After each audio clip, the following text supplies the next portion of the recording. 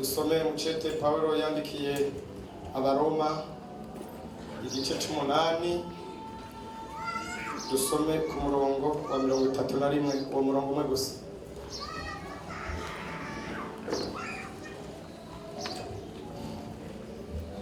Abaroma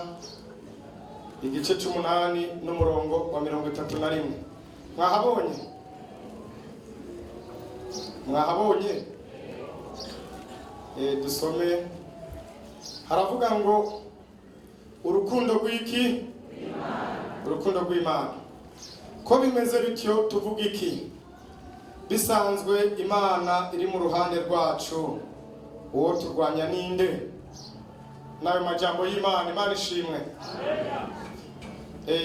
Ijambo tugiye kuvugana ko kuvuga ngo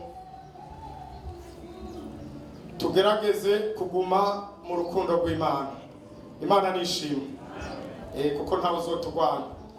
Uyu ni Pawulo yandikiye aba Baroma. Hanyuma rero yabandikiye amajambo menshi muri kino gice, arababwira ubugingo bwo muri mpemu, ababwira ibyo kuba abana b'Imana byiza tuzohishurirwa, ashika no mu rukundo rw'Imana ababwira ibintu bya mpemu, yababwiramo havugwamo batatu. Turumvamo Kristo, tukumvamo Imana, kuko niwe yanababwira ngo bari muri Kristo Yesu nta rubanza ruzobatsinda. Aranababwira abantu ibyo kurongorwa na mpemu, arabereka ati abantu barongorwa na mpemu bose, naho yoba yambariye boyebo, naho yoba acuruza ibigori kwibarabara, naho yoba akora ikiyede, naho yoba arima mu mwonga, mugabo arongorwa na mpemu n'umwana w'Imana. Abavuga ati abarongorwa na mpemu w'Imana bose nibo bana b'Imana. Hanyuma rero mu nyuma acarababwira ati none ko bimeze gutyo, ivyo byose ndababwiye tuvuga iki? Acavuga ati asanga Imana iri mu ruhande rwacu, uwo turwanya none yoba nde? Imana nishimwe. Kandi hajya abantu batukugwanywa ku muntu w'Imana, nivyo shetani ashaka imisi yose. We kukubona shetani akubonye wicaye mu rusengero, yotuma kubona wowe umanutse amaguru uri mu bitabo. Haya shetani unatwenze bavuze ngo Imana ishimwe, nico bituma uzokumva shetani abroka abantu munwa kandi batanga Imana, bakavuga ngo Imana ishimwe, ukaca usanga umuntu nawe ngo shetani ati sawa nyene funga umunwa gutyo nyene, kuko Imana ntakikumariye, kandi Imana ifise ikimariye abantu yabatsikaba. Ariko acaravuga ati none bisanzwe Imana iri mu ruhande rwacu, uwo turwanya ninde? Mbere yaravuze ibintu byinshi, ariko jewe singomba kubija mu ivyo. Ngomba kuvuga ngo duharanire kuguma mu rukundo rw'Imana, kuko nta kintu cyo dushobora turi mu rukundo rw'Imana. Imana nishimwe. Tugiye kuraba rero dusanga turaba abantu bavuye mu rukundo rw'Imana. Umuntu avuye mu rukundo rw'Imana, Imana iramwigwaniriza yonyene nitangura kumugwanya. Kuko umuririmbyi w'amajana 354 y'indirimbo ihereza yarahishuriwe, yitwa Billy Graham, yari umunyamerika, yavuze ubutumwa cyane muri kino kinjana cyacu, apfuye vuba mu myaka iheze. Yararavye avuga ngo urukundo rw'Imana yacu rurasumba izuba n'ukwezi. Ariko aramedita, aja muri geography, avuga ngo nahisi yocika wino igacika irangi, bambe naho ibiyaga, yavuze ati ibiyaga bicitse irangi, n'isi nayo igacika impapuro be n'ijuru. Hajya duvuze iyi si mwebwe mubona iyi mugabo, hariho n'ayandi masi, iyi iri mu isi 9 dukurikiranye ibya geography, hariho za Jupiter na za Mars na za Venus na masi menshi, bijya byose bicitse impapuro. Ukaca ufata ibiyaga byose ugahera kuri Nyabagera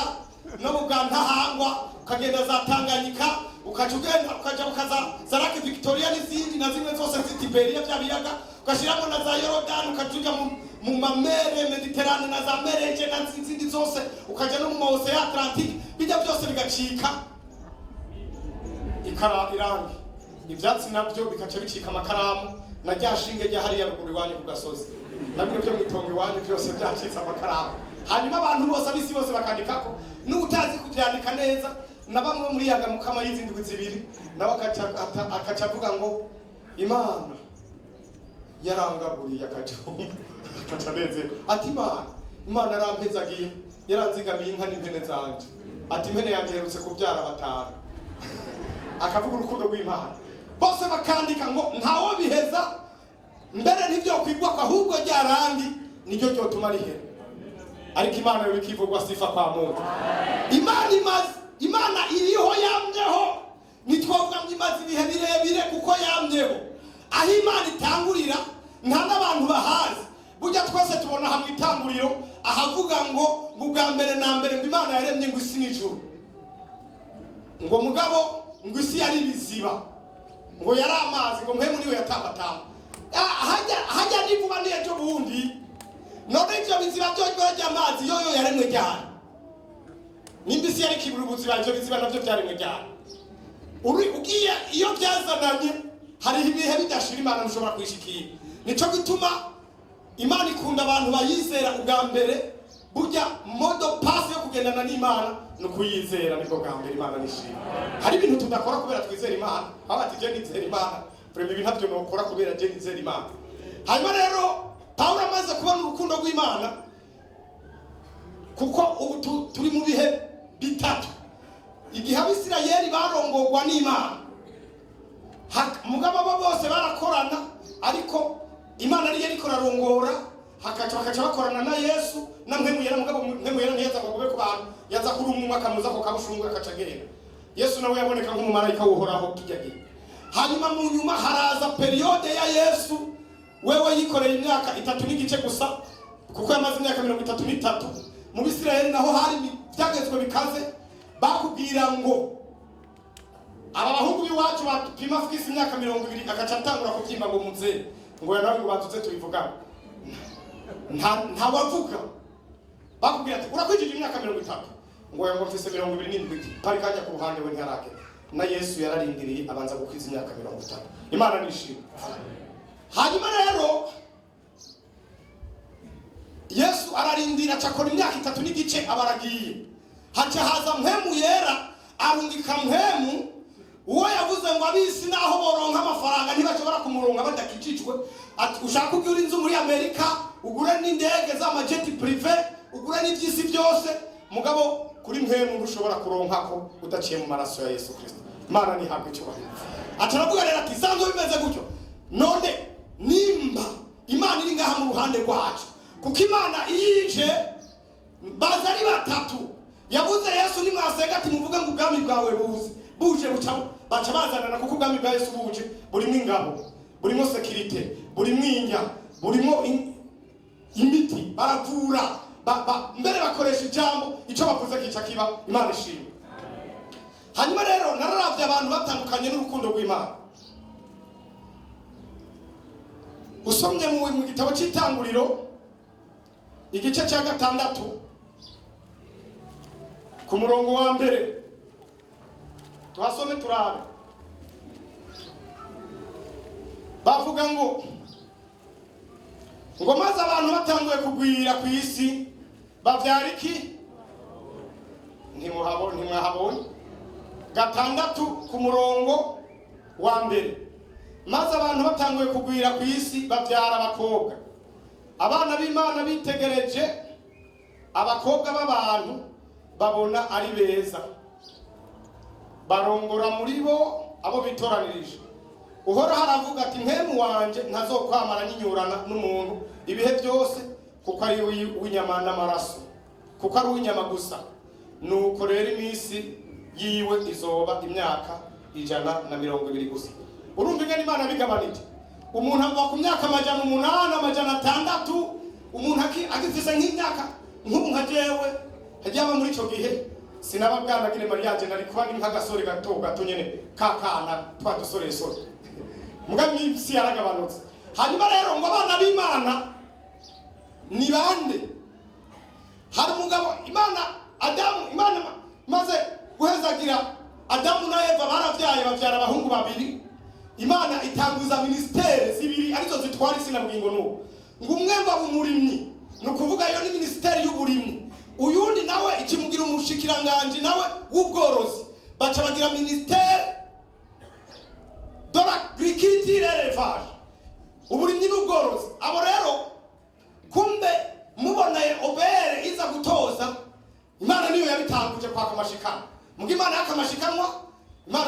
wa ubere ariko Imana niyo yatanguje kwaka amashika bararimira avuga ati mwari ati twimbuye nawe inka zawe zavyara ati zana none we ntubibona ko ari guheza ki nawe za mugabo Kayini biramubabaza ngo abana Imana nayo bana ngo tuwe ngo yatugora muri no misi ngo none ngukiza ngo none ngo ngukiza kutugoza amashika Abeli mugabo aravuga ati Mana je ndavye bingene wambiri aturampeza gira cyangegera nagukorere frame ngo acatora byiza by'ibyaza bya bindi bya mbere byo mu buriza ataraza arayishikanira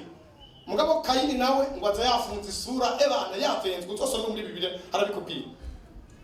wacazana ngo byeze mu ndimiro yiwe mugabo abizana n'umutima mubi hari abantu batangana ibintu umutima mubi naje nji wawe nkasanga wafunze isura sinohicara n'iminota 2 mugabo kuje no gutahura kuko no banzi yuko ushobora kuba washwanye n'umuntu canke byagucanze kuko muri isi ubuzima buragowe ngo pastor ngo karibu ngo amahoro ga pastor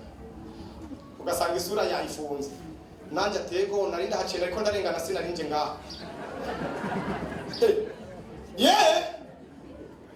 abantu bafunze isura no mu restaurant no muri banki n'abakobwa bamwe b'amafyeri bo muri banki babisize amapudere menshi hari gihakukengera ngo tonda ngo hajya kumura ngo ningira gatoyi akacagenda akakwingira mugabo bajya iyo hari kwikintu ico nabonye umuhanyi ukacumwandikira ati banzu ndabire situation arabya gasaga namama abantu hari gihe bamugaye umenganira ukoti kumbe na wasi simizigo yaradaniranye rapakiye kuri kone yaruzuye akaca ngo hewe ngo ndabira ngo ingene bimeze ntavuga ngo situation yavuga ngo ndabira ngo ingene bimeze ngo yuko hari kiriko bajya bakobwa arabye akaca bona ibiharuro bikana gucya aje mutobona kanutse ngwego ngo nimwakire ngo none ngo tubafashike mugabo asanze hari kubusa hariko dukeye nawe nyene nakugwiza n'ubusa reka abantu niko baragaya twaba tubibona se utagira n'inka nabo naho zituruze hanyuma rero bajya bashaka abantu bose barabisha amaso ibintu Imana rero baca baraza Kayini arayitekenika mugabo Imana acagenda yafunze isura Imana iramubwira ati ndoga Kayini wewe ko wigiriwe mu maso mbona waseseme ati none ukoze neza ntuzoshimirwa hari ngora ndi mugabo naho udakoze neza icyaha kimunze kurubuki utakufa Kayini rero acha yipangira nari imbere Kayini Shetani yononye abantu kera isi rimwe abantu babiri umugore n'umugabo n'abana babo babiri Kayini mugabo acaribwira ati nanje ko Abeli ishari niho ryaciye ritanga hagishari nico cyaha cya mbere kiri ega na Satani yagira ishari y'intebe y'Imana ashaka kwicara kuri rya ntebe y'Imana na Shetani yarasambaye hari inzoga Shetani mumvise yanyo nta nuwo yatwaye amafaranga ngo Shetani nta mahera y'abantu akeneye arafisi nta n'inzu akeneye arafisi yabo mugabo ijya ntebe ngo yararirimba Shetani wagize guca ari mu ijuru bariko baravuga ngo wera bakaririmba ngo hanyuma rero Shetani ngo yari nka transfer abamarayika bose baririmbye byaca bica muri Shetani akabanza akabipirifya byose akabiyungurura kugira aca bijana imbere y'Imana ngo baca bamwita izina ryiza ngo gitwa Luciferi basobanurwa ngo morning star nyenyeri mu gatoto ngo akaririmba mugabo nawe ngo ahejeje ngo akabona ayaririmba ngo bakaca baje imbere ku ntebe ya muzehe ngo bakaza baragira ngo urera Shetani mugabo nanje ngo vrema ngo je nabahira hango mucamuka gushimira bya mutama none ati nanje ngo erega ngo acha yipanga mu ijuru agize propaganda ngo icyaga gatatu cyose cy'abamarayika baca baremera bavuga ati ujya mutama ni mukuri kumbe nawe ni metero yambaho kuva kera n'abashetani baremye bose ngo acha fata esprit ngo ashira muri Mikaeli avuga ati Mikaeli mu minota Mikaeli mbone waba boma kwebo bose babakororeye hasi ngasubira kuguma ngaho akahera ko Mikaeli ngo abajamo bose afata bamwe akora puwa manura hari abandi bamwe bagwa muri vertical abandi muri horizontal abandi muri curve bameze gutya barakoroka fatana kwa Shetani byose acakororera hasi wachavuga ati sirabonye ba kuko wa mugwanizi ayimana kuyafise uburake bwisha nico gituma nabantu mu barubaka bakaturahira ngo muzobana kugeza cyane ngo tuzobana abana bakobwa bakugeza Yesu akarutse ngo cyangwa urupfu ati naho ni wasanga yahindutse ubuzokana ngo nukuri ngo nzomusengera ngo nongere ndamwihangani ngo Imana ikumve bakaca babaza umuhungu nawe biragire bahera ko bahungu twabaduhera ko bahungu ukaze urutipe ngaho nzo musengera unumbire ndakuyihanganira ngo nawe bamwe ngamusengera nongera namwihangane shetani akacamanuka afise uburake bwinshi muri ujya mu byaha ukaza ngo umugore avutse kumubona warutipe ugafata nk'ijage y'amazi ukaca umufuka kwa poro tuma nawe ngo ndani ngo jya mwenengwe ngo nanjye ngo kuri ngo twebwe mbabene rwamba ngo tukabahi akaca nawe ngo reka nanjye nakwereka nawe ukacatara ngo nawe ngo tutu nawe ukaza wumva ngo nukuri ngo je ngo hakuno bana nawe ngo hajye ngo narihenze ngo kubana ngo tuma mbana na shetani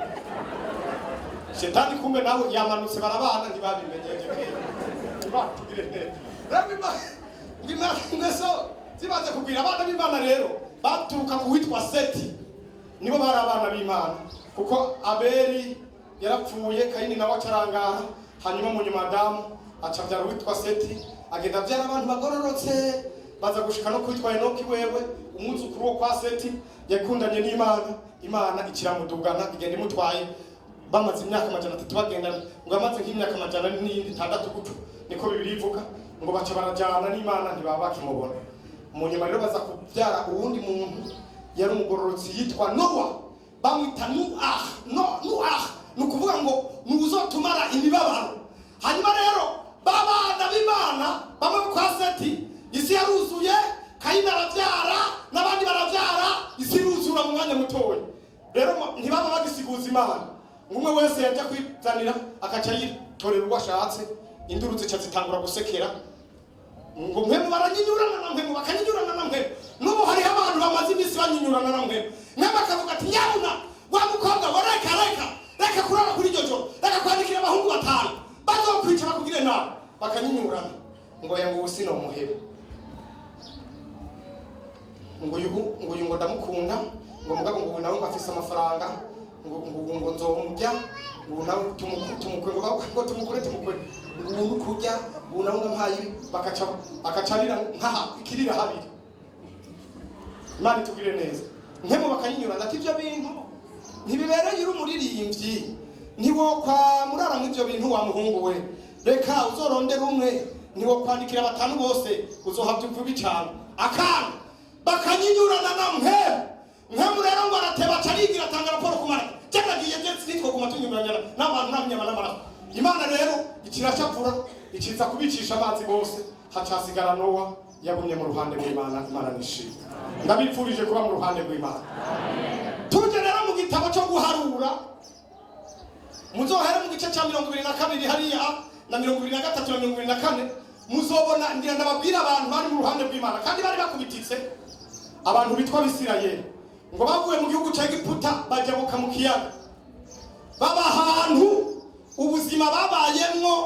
nawe ntabwo no kwipfuriza kuko bwoshobora bakeye muri no misi baraza bajabutse bageze mu gihugu cya hehe Mowabu muri kumva reka tuhacisha amaso dusome gatoyi soma mwumvirize gatoyi tuce turangiza reka nta bindi birebire tuvuga dusabe udusomera za nindi mikrofone basome guharura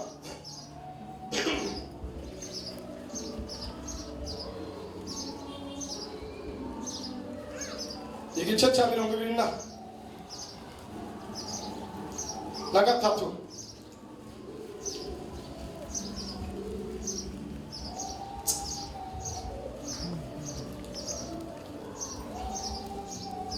reka tubanze dusome 22 muhe mwarimu Jamporo nawe acaza asome ku 23 asome ku murongo wa 23 cengira asome igice cya 2 n'umurongo wa mbere gusa iki gice 22 n'umurongo wa gatatu ngeze ku murongo wa mbere je ngeze ku murongo wa gatatu Abisirayeli barahaguruka basagaza mu kiyaya cy'Imowabu hakuno ya Yorodani harabana ni Yeriko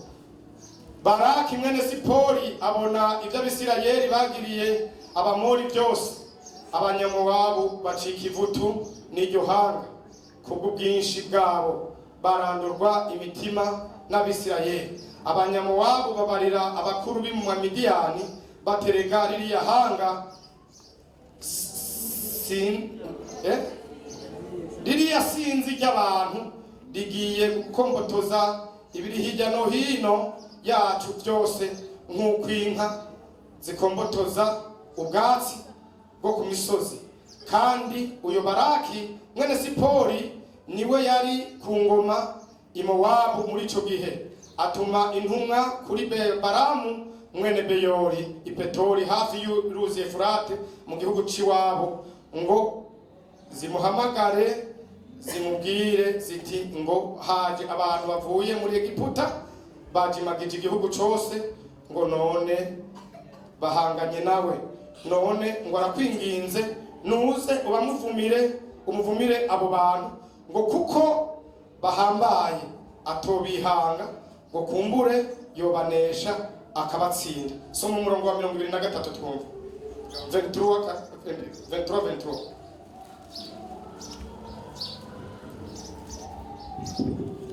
kuri 23 erega indagu ntaco yotwara abayakobo canke ubupfumu ngo bugire ico butwara Abisirayeli. None biravugwa ku Bayakobo, no ku Bisirayeli. Ngwehe ukuntu Imana yakoze la iryo hanga ribaduka nk'intambwe y'ingore, rivumbuka nk'intambwe y'ingabo. shaka gezaho ntaka gezaho ibisigaye muravyisomera kubera amasaha aragiye.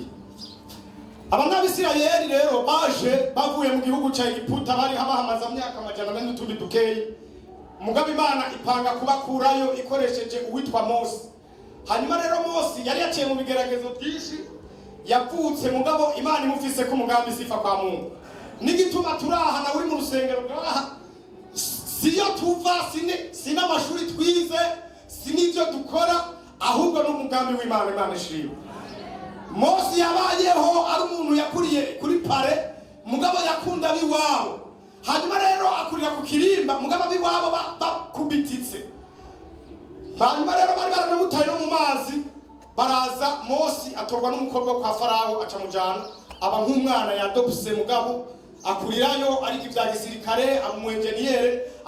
yiga n'amashuri mu ndome zitwa amayerogrife, niwe yarazi ibyo bintu by'ubwenge. Mu nyuma mugabo akinyi bamaze gukura agatemberera bene data biwabo. Igihe kimwe asanga bariko barakubitwa babarembeje, mugabo araje ngo acafata, kubera yari yize karate no kugwana, yari umujidoka, acafata wa muntu aramuminya, ngo amahejeje kumugonda inzosi, ngo acarimba acamuhamba mu musanyi, acaravuga ati aba muntu nzoza ndabagwanira gutya nyene. Mugabo mu nyuma asanga intambara za bene data nazo zirambutse. Hari intambara za abapagani ntaco badutwara, mugabo bene data aho muri mwebwe ndakurahiye nimwe mutubizi yasho. Bene data burya abapagani bo ngaho hanze nta nakima kubwira, mugabo bene data baraguhangayitse. Atanga intambara za bene data basubiranye ngo bariko baragwana kandi nawe Mose ngo yaragigimizwa. Rumwe umuntu kujya gigimizwa girisha kugishi ashakura n'ingoga, asanga bariko barakubitana, mwene data yafashe mugenzi we yamukubisa aramunwesha, acaratangura ngo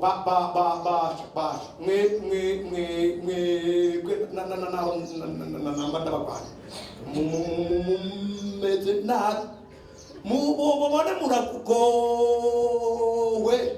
murasubiranye. Na umwe ariko arakubita ubundi ngo agenda ngo wewe uza kwigira mu mushefu wacu ngo ninde yakubwiye ngo kwanza ngo ngo ndakureka ngo ushaka kutwica ngo ngakwa kundi bishenga umuntu ngo katuma mbajya mu musenyi. Mose ngo acavuga ngo narabatabaye uci yurime ngo sawa ntaco muzokoma. Aca arihungira acagenda Midiyani, aba kwa sebukwe, aba umukwe wo ku ndaro, arapondekana aragira imyaka 40 ari mu bugaragwa. Ariko igihe kimwe ngo aturukiriza ku musozi w'Imana sifa kwa Mungu. Ndabipfurije kuva muri ubwo bugaragwa murimo ngo mushike ku musozi w'Imana mubona Imana. Yumva Imana imubwira ati agiye ngo aza kubona abona ahantu igisaka kiriko kiraka, ngo atangura kuvuga ngo kuko nawe yari yumva ingufu rega yarakomeye ari gisore cy'ikigangi n'imikono ngo we ucana kwiye uhaturi aregera ngo reka ndabe wo uhaturi tutabivugana ni gwiza ngo hashitse ngo zavuga tw'Imana kugira ngo mose ngo urazi ati ndakuzi ati kuri zo nkweto zawe ngo kubera aho hantu hageze na hera umunsi ngo none ngo urinda ati Imana yaso Mana ya Abrahamu na Isaka na Yakobo ngo atarakura ngo ndakura ngo wewe nari narakumvise kabisa atarakura akura byabirato mu nyuma rero kuko yavuga ati kuri birato hajya kugira ubone Imana sifa kwa Mungu ubanza gukura inkweto wambaye ibukare kura wambaye igibotine kura wambaye simpa kura niyebo kura nabijya byose kura ibyaha byose ubanza kwezwa kugira ibone Imana arakura kura ibyifuzo kura amacakubiri kura ishari nzimizigo kura amajambo yawe kura ibyo bishego wamuravuga kura akaboreka kura ibyo bifangazo kura ibyo byose kura ibyo bikike kura ibyo bitutsi byawe kura arakura byose acha Imana rero ti kuko wingira ndagutuma ngo none ugira ntume he ndagutuma muri Egiputa nabo nyene abo bariko hari ngo ntuzi ngo ingane bariko barambi ati jango ndi kumwe nawe ngo ati jango turi kumwe ninde kugwana acha ngo ya bazo bamfata bariko barambiga n'ubu nari nyene nawe Imana ati fata muri kotera hasi aritere icyicika inzoka ati fate kuko Imana ni komanda supreme ati ai yarakaje atera hasi aritere ngo ifate ngo fata akacagira ngo ya nawe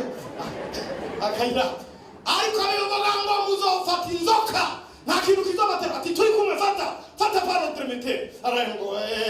atarayifata icyicika inkoni atararaba ngo mugabo ngo Mana ngo yako ngo we narakumvise kabisa yasubira kugira ati cyo mukoro ati kure asanga ni mibembe gusukuro ngo ya nawe kabisa ati ngo ni bembe ati subizayo atagira kugira ati kure asanga ni ati genda renda gutuma ngo bahana ngo mugabo tuza tujyane no tundeke ati wegenda guhaye ibimenyetso Imana ishimwe tugira guca dushimira Imana bacha baragenda rero tukanyarutse arabakurana baje mukikiya bacha ahantu nko mwitanganyika n'amaguru barajabuka barabona Imana bageze rero mu bugaragwa babaho ubuzima bwari bugoye batanucari mu gatondo nta kawunga bagira nta fu ya bigo yari ihari nta muceri nta n'ikintu na kimwe bakajya utuntu dukorotse twitwa manu kandi manu ntiyarara kandi manu yari umutsima w'impemu mugabo bakajya ati murajya manu mugabo ntimuza kuzuri mu bitwonyene muce mugende kucikaho basigara bavuga ngo mugabo ngo Mose ngo mubwire ngo turakunguye ngo agakonkombre ngo Imana itegiramo n'agapiripiri Imana ati mushaka ipiripiri nta piripiri nzoba ati nta nikonkombre ati nta nikonkombre ati nta n'umushusho mu gatondo none ko dotaherutse agashusho ati nta n'ingenzi tetse ati nta zihari byutwonyene baragenda barahangayika uruhibungenze abyaye ya nkingi y'igicu igiye baca bahaguruka bakaca bagenda nta bivyo gufina ngo agiye ngo mu bitaro ngo aciye ngo amare ngo ngiye ngo mu bitaro ngo hewe ngo we mukobwa ngo genda ngo ushushe amazi ngo ucewoza abana ngo nanje ngo nkorere ngo ubuyi ngo ucunzanira hano kujya no kuteka ivyo ntadari reka ivyo vy'amakosa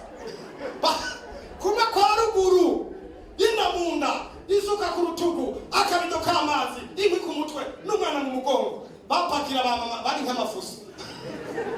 nandi babaye ubona mutakuze mwese ntimwakuze muri ubwo buryo benshi mukajya n'ibinomboro nimbari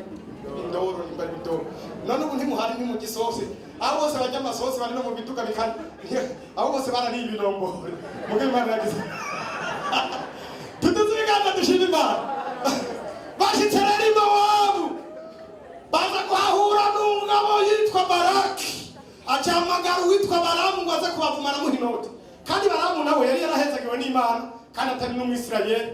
akuvumye Balamu akubwiye turagapfa wangara warangara igihugu cyose ushitsemo bakagenda baraguha 24 nta namwe baguhungiro barangara yari umbayo Balamu akuvumye ni pa hanyuma rero baravuga ati umuntu yo kubakoza aba ati kuko twabonye kuko nabo ngo bari benshi bari bitwaje amahembe bafise inkota bari bikota bara abagabo b'ikirenga aho bashitse barazimye n'ibikono baragize amaformation bavuga ati twe ntangira tujya muri seyi wacu twaranoze nta n'ubunywa n'icayi nta n'ubuzi n'isukari nta n'umunyu dutunzwe n'amanu gusa twaragowe ati kutwiteze rero tuca tukubaga nta bitubwira baragenda bashitse Mowabu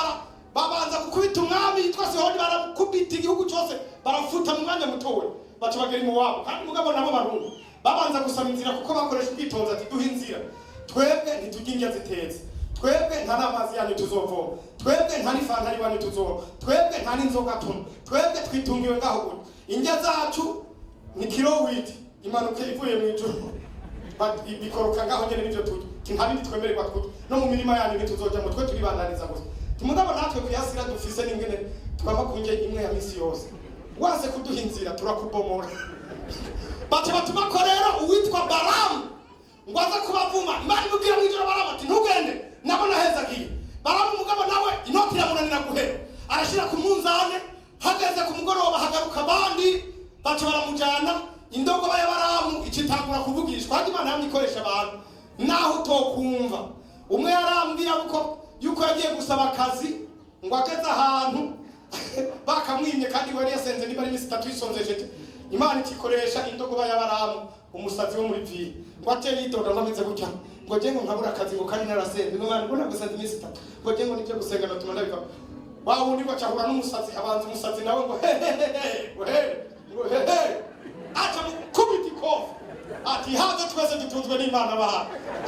wawo ndarata ati twese dutunzwe agira rawasaga n'umusazi ati twese dutunzwe n'Imana n'umusazi atunzwe n'Imana hayana Imana yigisha abantu n'abantu batunga